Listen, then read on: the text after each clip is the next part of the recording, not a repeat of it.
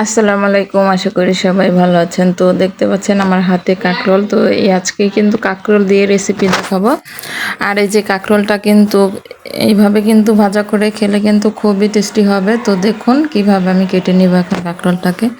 তো দেখুন এই যে কাঁকরোলের উপরে কিন্তু একটা ধার থাকে, তো সেটা কিন্তু এখন কেটে নিচ্ছি। দেখতে পাচ্ছেন কিভাবে একটা বটির সাহায্যে কেটে নেওয়া হচ্ছে। এরকম করে কিন্তু এই যে কাঁকরোলের উপরের আবরণটা কিন্তু কেটে নিতে হবে। তো দেখুন একটু মনোযোগ করে দেখলে কিন্তু বুঝতে পারবেন কিভাবে আমি কেটে নিচ্ছি। এইভাবে কিন্তু কেটে নিতে হবে। তো আশা করছি আজকের এই যে কাঁকরোলের এই ভাজা রেসিপিটা আপনাদের খুবই ভালো লাগবে আর খুব সহজভাবে। আর আজকের রেসিপিটা খুবই অল্প উপকরণ দিয়ে কিন্তু আমি আপনাদেরকে খুবই টেস্টি একটা কাঁকরোল ভাজা দেখাবো। তো দেখুন কাঁকরোলটাকে ভালো করে ছুলে নেওয়ার পরে কিন্তু এখন এই যে 3 পিস করে নিতে হবে কাঁকরোলটাকে। দেখুন এরকম করে 3 পিস করে কিন্তু কেটে নিতে হবে। তো আমি কিন্তু এখানে সবগুলো কাঁকরোল কেটে নিয়েছি। তো দেখুন কেটে নেওয়ার পরে কিন্তু পানিতে ভিজিয়ে নিয়েছি। তো এখন কিন্তু আমি পানিতে ভালো করে কিন্তু ধুয়ে নিতে হবে। তো আমি ভালো করে কাঁকরোলটাকে ধুয়ে নিব। তো আপনারাও ভালো করে ধুয়ে নেবেন। ধুয়ে নেওয়ার পরে কিন্তু আশা করছি আজকের রেসিপিটা আপনাদের কাছে খুবই ভালো লাগবে। আর যদি ভালো লেগে থাকে অবশ্যই একটা লাইক করবেন। আর এখনও যারা আমার চ্যানেলে নতুন আছেন অবশ্যই সাবস্ক্রাইব করে পাশে থাকবেন নতুন নতুন রেসিপি পাওয়ার জন্য। আর আমার রেসিপিটা আজকের কাঁকরোল ভাজার রেসিপিটা কীরকম লেগেছে অবশ্যই আপনারা কমেন্টে জানাবেন। তো অনেকভাবে তো কাঁকরোলের রেসিপি তৈরি করা হয়। তো আজকে কিন্তু আমি খুব সহজভাবে আজকে কাঁকরোলের ভাজার রেসিপিটা আপনাদের সাথে শেয়ার করছি। তো এই যে দেখুন আমি কিন্তু এখানে ভালো করে ধুয়ে নিয়েছি, আপনারাও ভালো করে ধুয়ে নেবেন। তো ধুয়ে নেওয়ার পরে কিন্তু পানিটা ভালো করে ঝরিয়ে নিয়েছি। আর দেখুন এই যে কাঁকরোলটা কীরকম করে 3 পিস করে কিন্তু কেটে নিয়েছি। আর কীরকম হয়েছে আমার কাটাটা দেখতেই পাচ্ছেন।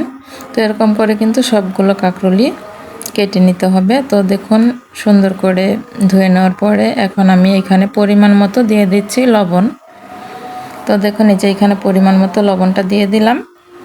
আর এখন আমি পরিমাণ মতো দিয়ে দিচ্ছি হলুদের গুঁড়া, মরিচের গুঁড়া। তো এখন কিন্তু ভালো করে মিশিয়ে নিতে হবে। আপনারা চাইলে হাতের সাহায্যে মিশিয়ে নিতে পারেন। আবার আমি কিন্তু এখানে একটা চামচের সাহায্যে ভালো করে মিশিয়ে নিয়েছি। দেখুন ভালো করে ঝাঁকিয়ে। তো এই যে দেখুন ভালো করে মাখানোটা আমার হয়ে গিয়েছে। দেখতেই পাচ্ছেন কীরকম হয়েছে মাখানোটা। আর এখানে কিন্তু চুলায় কড়াই বসিয়েছি, কড়াইটাকে ভালো করে গরম করে নিয়েছি। গরম হয়ে গেলে কিন্তু এখানে আমি তেল দিয়ে দেব পরিমাণ মতো। তো দেখুন এখানে কড়াইটা ভালো করে গরম হয়ে যাওয়ার পরে আমি এখানে তেল দিয়ে দিয়েছি। এখন কড়াইটা কিন্তু আমার গরম হয়ে গিয়েছে, দিয়ে দিচ্ছি এখানে মশলা দিয়ে মাখানো কাঁকরোলটাকে। এখন কিন্তু আমি ভেজে নিচ্ছি। দেখতেই পাচ্ছেন এক এক করে কিন্তু কাঁকরোলটাকে দিয়ে দিচ্ছি এখানে তাওয়াতে ভাজার জন্য। তো এখানে কিন্তু সবগুলো কাঁকরোল দিব না, আমি কয়েক পিস কাঁকরোল রেখে দিব, দুইবারে ভেজে নেব কাঁকরোলটাকে। তো দেখুন এই যে এখানে আমি কাঁকরোলটা দিয়ে দিয়েছি, এখন ঢাকনা দিয়ে ঢেকে দিব। তো এই যে দেখুন আমি কিন্তু ঢাকনা দিয়ে ঢেকে দিয়েছি। তো একটু এখানে কিন্তু চুলার আঁচটাকে খুবই কম আঁচে ভাজতে হবে, কারণ বেশি আঁচ দিলে কিন্তু এটা কাঁকরোল সিদ্ধ না হয়ে কিন্তু পড়ে যাওয়ার সম্ভাবনা আছে। তো আমি এখানে কিন্তু চুলার আঁচটাকে একটু মিডিয়াম থেকে একটু কমে রেখেছি। তো দেখেই বুঝতে পাচ্ছেন চুলার আঁচটা কীরকম হবে। তো এখানে দেখুন এই যে কাঁকরোলটাকে উল্টিয়ে দিয়েছি অল্প একটু ভাপ হওয়ার পরে। তো আবারও কিন্তু একটু ঢাকনা দিয়ে ঢেকে দিয়েছি। তো একটু কাঁকরোলটাকে যদি আপনারা সময় নিয়ে ভেজে নেন তাহলে কিন্তু এটা সিদ্ধ হয়ে যাবে ভালো মতো। আর এটা খেতেও কিন্তু খুবই মজাদার হবে। তো এই যে দেখুন আর একটু কিন্তু আমি আবার একটু উল্টিয়ে দিচ্ছি। তো আমার এই যে কাঁকরোলটা কিন্তু ভাপ হয়ে গিয়েছে। তো এই ভাপে কিন্তু সিদ্ধ হয়ে গেছে। তো এরকম করে কিন্তু আপনারা ভেজে খেলেই বুঝতে পারবেন যে কাঁকরোল ভাজাটা কতটা টেস্ট হয়।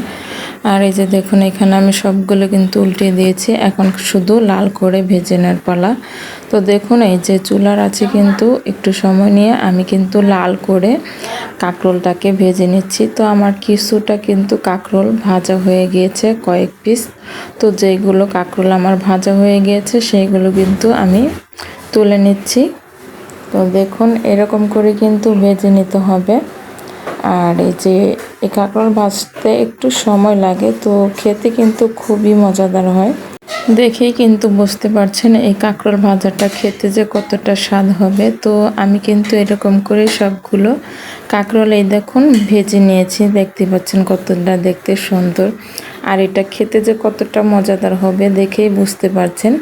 তো ভালো থাকবেন, সুস্থ থাকবেন, আবার দেখা হবে আপনাদের সাথে একটা নতুন রেসিপি নিয়ে। আল্লাহ হাফেজ।